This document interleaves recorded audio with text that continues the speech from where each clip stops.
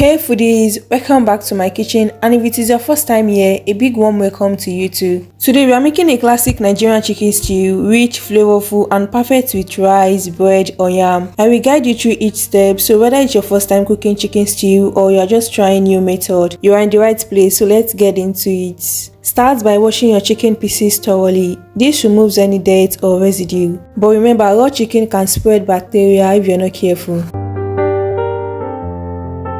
Immediately after washing, clean your sink, countertop and any utensils with hot soapy water or a disinfectant to prevent any cross-contamination.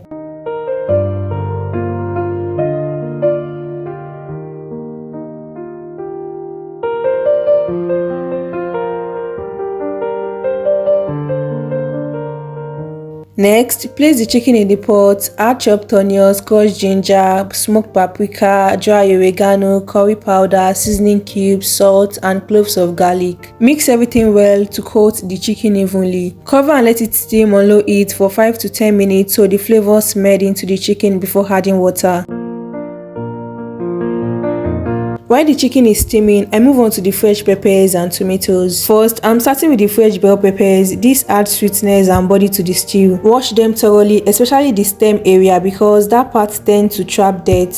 Go ahead and remove the seed from the bell peppers, you don't need them for the stew. Give the inside another quick rinse. Now we move on to the tomatoes. Wash them gently but thoroughly, rubbing your finger over the skin to remove anything sitting on the surface. Tomatoes are soft, so don't press too hard. And finally, we wash our scotch bonnets. Be careful with these ones, they are small but very powerful. You can remove the seed, but if you love your stew spicy, feel free to leave them whole. Once everything is clean, transfer them into a blender along with onions. Add a splash of water, not too much, just enough to help the blade move smoothly. Blend until the mixture is completely smooth. We don't want any chunks. A smooth blend gives that rich, even consistency Nigerian stew is known for. After steaming, add enough water to cover the chicken because a richer stock gives the stew more flavor.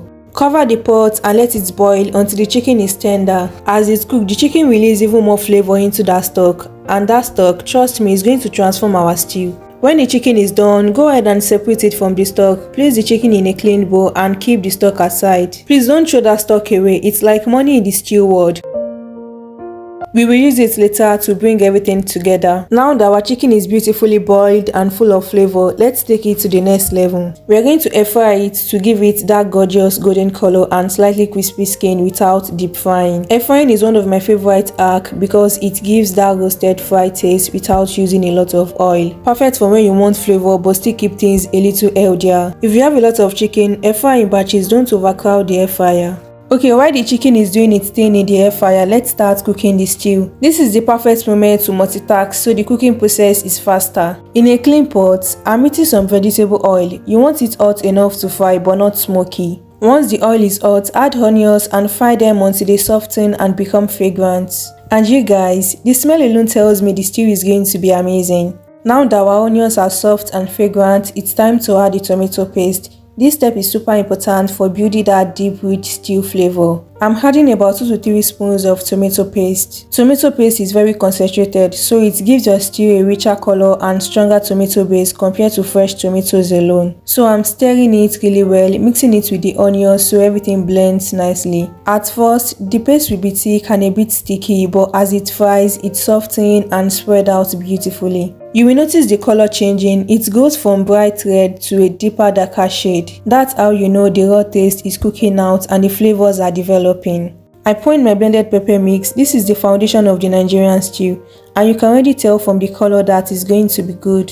I'm stirring everything together so the fried tomato paste and blended peppers combine in one smooth base. Right now, the stew base looks a bit light and watery. That's completely normal. As it cooks down, it's going to thicken, deepen in color, and the oil will slowly rise to the top. I'm going to let it cook down for about 10 to 15 minutes. And trust me, the difference between raw stew and properly cooked down stew is huge. I check on the chicken and look how golden it is. Set the chicken aside for later. Now that the pepper mix has fried and the oil has separated, it's time to season it. This is where the stew really develops its signature aroma and taste. First, I'm adding curry powder. Curry gives Nigerian stew its warm, comforting flavor and that slightly earthy aroma. Next, I'm adding oregano. This herb adds subtle sweetness and depth that balance the heat of the scotch bonnets. I'm also adding my seasoning cubes. I love crushing them between my fingers so they dissolve easily and mix well into the stew. Add a little salt to taste, not too much because remember we are still going to add the chicken stock later and that will bring more flavor. Give everything a good stir so the spice blend into the stew evenly.